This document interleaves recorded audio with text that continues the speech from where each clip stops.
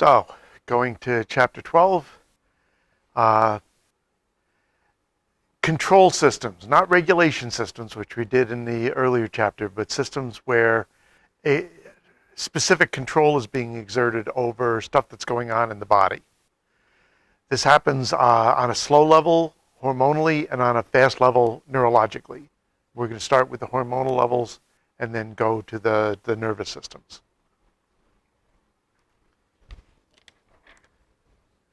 Oh, Calvin obviously has done something to increase his size. I got to get outside before I grow bigger. And then I suppose I should get my pituitary gland checked.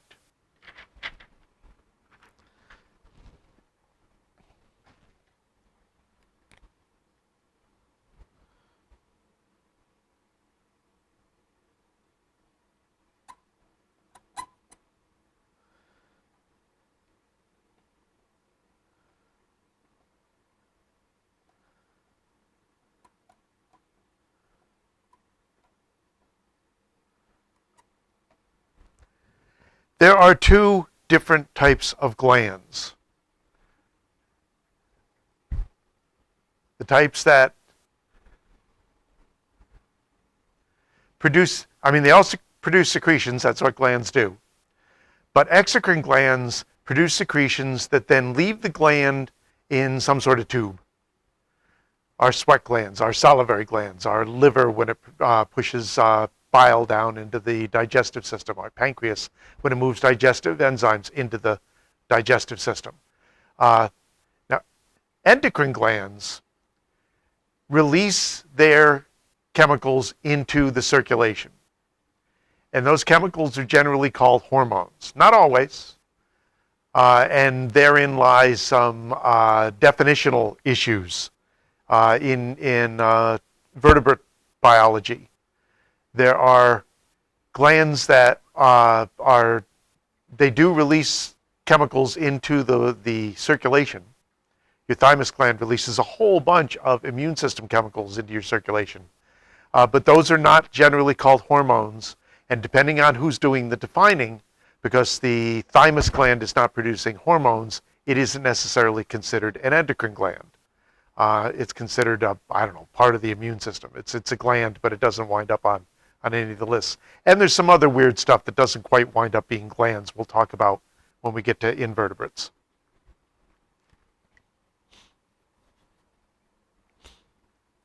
So, hormones come from endocrine glands.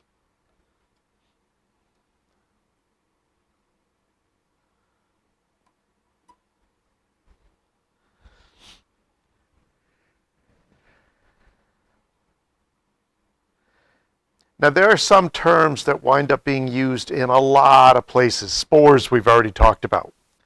Target cells are another one of those terms that it depends on what system you're talking about, what the target cells are. In terms of endocrine secretions, target cells are the cells with receptors for the message. Hormones are basically messages sent out to get somewhere in the body through the circulation system. And not all the cells in the body will receive that message because they don't all have receptors for those particular hormones. The receptors are on target cells. Sometimes the target cells are very limited, and sometimes the target cells are pretty general. Second semester, we'll talk more about how messages get into the cells. Basically,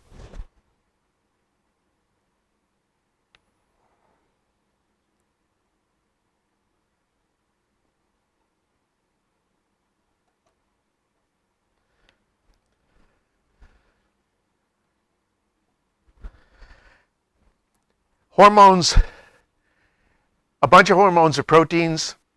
Proteins see a cell membrane as a barrier. So they need to attach to the cell's receptors and to get the message conducted to the inside of the cell. Some hormones are lipid-based. Cell membranes are lipid-based. Lipid-based hormones go, for the most part, right through the membrane, in some cases right into the nucleus, and in some cases right up to whatever the pertinent gene is, and actually activate a gene directly. But the surface-based receptors have to send a message through the membrane, and then the membrane has to release a second messenger, and there's cyclic AMP, and there's kinases and all sorts of stuff we'll talk about second semester.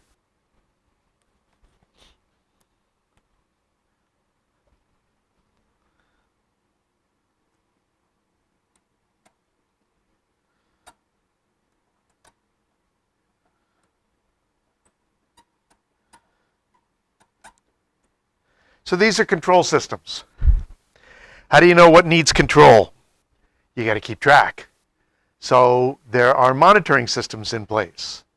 Is if you have a hormone that's controlling a particular nutrient, you need to keep track of the nutrient levels. If they fall below a certain point, then you need to mobilize nutrients from somewhere, or try to, if you can mobilize nutrients from somewhere. In some cases, it may be a matter of keeping the nutrients from flushing out through the waste removal system. Is that, wow, we need more sodium. Sodium would typically, a lot of it be leaving in urine. Get it back. Remember, we reabsorb stuff, but we reabsorb stuff according to this control system. Now, the feedback mechanism, the levels are dropping. We send a message out, it brings the levels back up. That's a negative feedback loop. Drop causes rise. Rise turns off the system. Your typical feedback loop is a thermostat, right? Thermostat on the wall is that when it gets too cool, turns the heat on. When it gets warm enough, turns the heat off. That is a negative feedback loop. There is such a thing as a positive feedback loop, but it's rarer in biological systems. A positive feedback loop is an amplification system. Immune systems have some positive feedback loops, but your immune system can kill you if the positive feedback gets out of control, right? A widespread inflammation produces anaphylactic shock. Is that when you have malaria, most of the symptoms that are going to really hurt you are your own immune system overreacting, trying to get the malaria in the blood under control. So, but usually you're looking at level drops, you get the level back up. Whether it's sugar levels, sodium levels, magnesium levels, temperature. This is not typically controlled through the endocrine system, but oxygen levels, which are monitored because in vertebrates, the oxygen is locked up in oxygen-carrying cells. You monitor the carbon dioxide levels dissolved in the plasma, because it's in the plasma, it's accessible. And if the carbon dioxide levels rise, the body reacts like the oxygen levels have dropped, which in most cases is what's happened. Not always, but most of the time.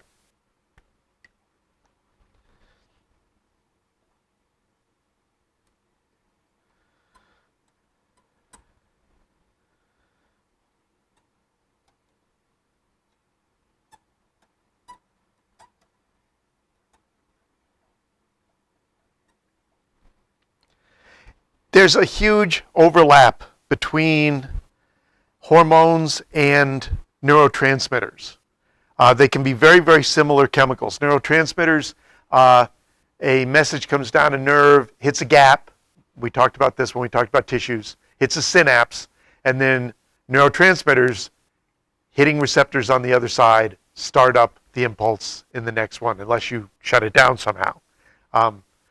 In other animals, then there's a much more of a combined neurosecretory system where the endocrine cells very often are not in glands, they're in pockets associated with the nervous system.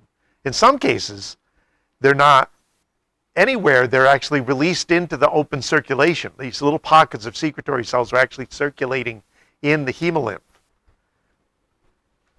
But the basic system of target cells and feedback and all the other stuff still hits. Just to give you a couple of examples,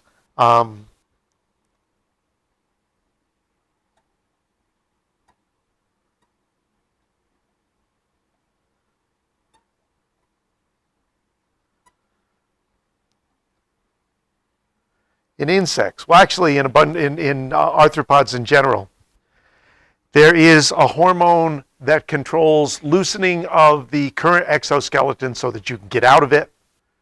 Ecdysis is undressing, basically. And that's the molting hormone. You got to grow while your outside is soft before it hardens again. And that's controlled through this particular hormone. Interestingly enough, in insects, when they go through early molts, they need a hormone to be active for them to not physically change into adults. In some cases, that's a fairly subtle change in the reproductive systems. In some cases, it's a major change, think caterpillars to butterflies. But juvenile hormone is, as long as it's active, then the new form is still a larval or a nymph form. And in fact, some people have tried pesticides where the pesticide actually keeps the juvenile hormone activated. And so the insects keep molting. It turns out the adult insects are the pest. And also they will not keep molting indefinitely. Is that if you can keep them molting like 2-3 molts past when they should have become adults, they typically will die. So far as I know, that used to be an approach they were trying. I haven't read about that as a viable pesticide alternative in a very long time. So I'm thinking it didn't, for one reason or another, delivery, persistence in the environment, for whatever reason, apparently they're not using that as an approach anymore. But that's what they talked about.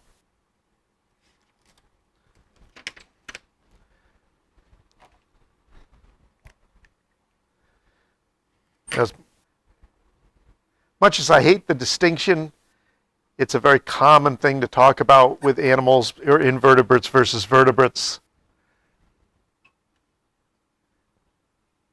And when you get into endocrine systems, it mostly applies to chordates, but it applies more to vertebrate chordates. That pituitary that Calvin was talking about, they have been trying for a very, very long time to change its name.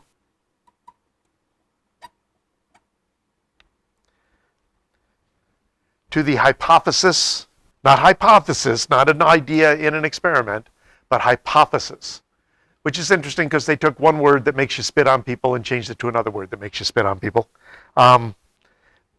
Medically, they pretty much changed it. But it still seems like anytime a doctor is going to talk to a layperson about the hypophysis, they know, people have heard of the pituitary gland. It's just one of those terms that it just kind of seeps into your brain as you're growing up, and you just kind of know, even if you're not sure what it does, is that you kind of heard of it. The pituitary gland is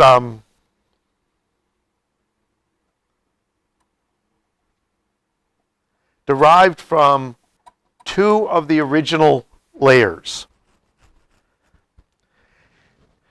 A little outshoot at the top of the roof of the mouth, and a little downshoot from the bottom of the brain, meet in the middle. I always get this backwards, so I got to check my notes. You have the anterior, which is endodermally derived, and the posterior, which is ectodermally derived. This thing does literally hang under the brain, just above the palate. Not easy to get to if you have to have any kind of surgical intervention for your hypophysis. But it does a bunch of things. The primary thing that it's known for is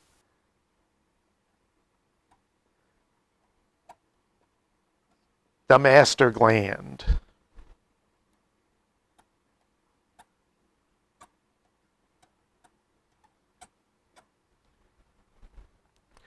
When we get to the chapter about behavior, we'll talk about tropisms. Tropism is a response to an input, response to a stimulus. It could be a positive tropism where you react toward a stimulus, a negative where you react away from a stimulus. But tropic is stimulus response. Tropic hormones are hormones that cause the release of other hormones. So your thyroid gland, there's a tropic hormone that causes release of thyroxine, as your thyroid hormone. ovaries, you set a cycle starting that's going to produce estrogen and progesterone by sending follicle stimulating hormone from the pituitary. There's not every gland in an endocrine system is beholden to the pituitary. Some of them, your pancreas, for instance, basically is responding to sugar levels in the blood going past it. So rather than wait for the sugar to get up to the pituitary and send a message down, it tends to release insulin in response to the sugar levels so that it can actually block a bunch of them before they get into your general circulation. But a lot of your hormonal system is controlled by tropic hormones. That's not the only thing that's done here, though.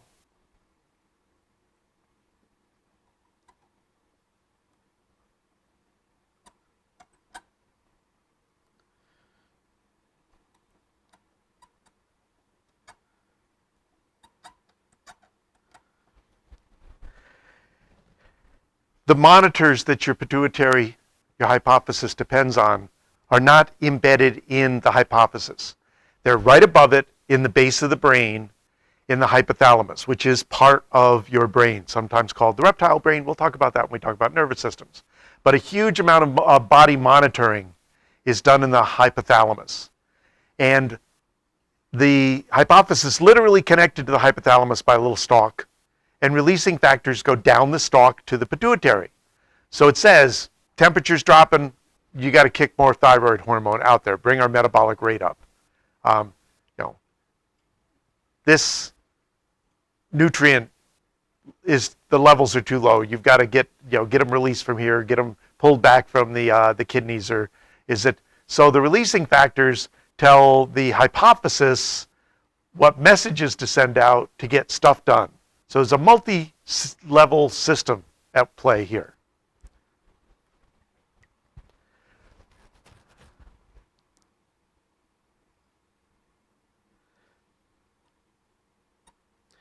Your hypophysis also produces a number of non-tropic hormones, hormones that just go out and have target cells. Tropic hormones, the target cells are in other glands. Other hormones have, like growth hormone. Growth hormone, the primary target cells are in the growing plates in the long bones. So it causes those to grow, causes your long bones to grow, which is why people who are growth hormone deficient they lose their adult proportions as they grow because their long bones, their non-long bones continue to grow a little bit better than their long bones. So you get dwarfism, where the arms and the legs and the fingers and the toes are shortened, but the head and the trunk are not as held back in growth. Antidiuretic hormone is a hormone that tells the kidneys, okay, we don't have enough water. Get the water back, right? Your kidneys can adjust the osmotic level of the blood by putting albumin into it, but it responds to antidiuretic hormone to actually retain water, to put more water into the blood. So your osmotic levels in your blood can be controlled two different ways, either by adding particles or adding water. And most of you know if you drink a diuretic, it makes you pee. Is diuretics. Usually there's particles in the diuretic that easily flush out through your kidneys, and the water tends to osmotically follow. Oxytocin is the other hormone on this list I wanted to mention. Oxytocin is an interesting one because it has behavioral effects. It tends to enhance bonding between people. It's very active in when you have a baby. It also initiates labor. There's an artificial one that they give to women who've gone past their due date and they want to induce labor. It's called Pitocin. Oxytocin is the natural equivalent of that. But that is, and most people know oxytocin is associated with labor. They don't realize it's associated with a lot of other stuff too, including not just bonding with a baby, but bonding to people in general.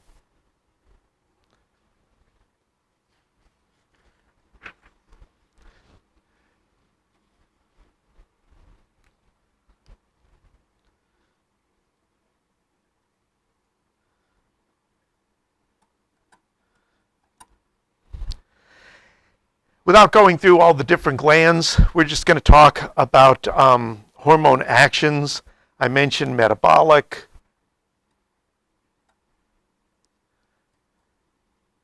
nutrient. I'll come back and talk about some examples here.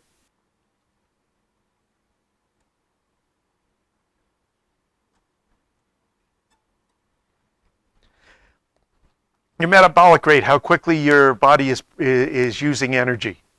In us, in birds and mammals who generate our own heat, it also controls heat generation. But in other animals that need to suddenly be active, is that there are metabolic hormones that can do that as well, like goose them up so they can scurry out of the way of something. Nutrients, we talked about. Regulatory, there's a lot of regulatory hormones. Water and dilution control, anti-inflammatory, adrenaline, flight or fight. Adrenaline kicks up a whole bunch of stuff your body needs in order to hopefully get you through a dangerous situation. It kicks up your heartbeat, constricts your blood vessels, increases your respiratory rate, kicks up your metabolism, releases sugar, redirects blood from the deep tissues into the surrounding tissues, ups muscle efficiency, lowers pain thresholds, or lowers pain responses rather. Whole bunches of different things, when somebody jumps out of the closet and goes boo, or, a large animal puts its eyes on you and you realize, I'm in trouble.